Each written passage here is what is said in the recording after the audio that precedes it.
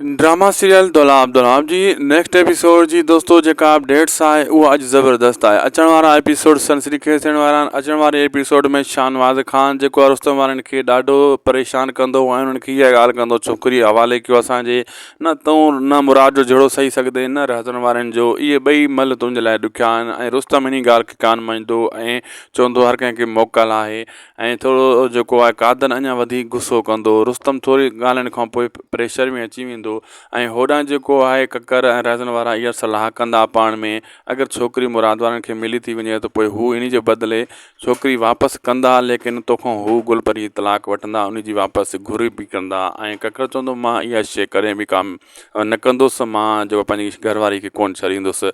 रहज़न चवंदो तोखे इहो करिणो पवंदो जीअं ईअं थियो। त होॾां मुराद चवंदो जे शाहनवाज़ ख़ान उते पुॻो त पोइ कमु ख़राबु थी वेंदो, लेकिन कोई न कोई क़दम खणणो पवंदो। होॾां सोडल इन कोशिश में आहे त जुमे जे ज़रिए को न को रस्तो कढां ऐं गुलपरी खे उतां कढण जी कोशिशि कयां ऐं नियाप पुॼायां। जुमो हिन चकर वेंदो, लेकिन थी सघे थो हिन चकर मोलू जेको ॿुधो आहे जुमो मथां पकड़ियो वञे, या जुमो कामयाब बि थी सघे थो या रहज़न वारे हथ बि चढ़ी सघे थो। घणो कुझु थियण वारो आहे इन्हनि सां। असांखे ॾींदा इजाज़त, लाइक सब्सक्राइब शेयर ज़रूरु कंदा असांजे यूट्यूब चैनल खे।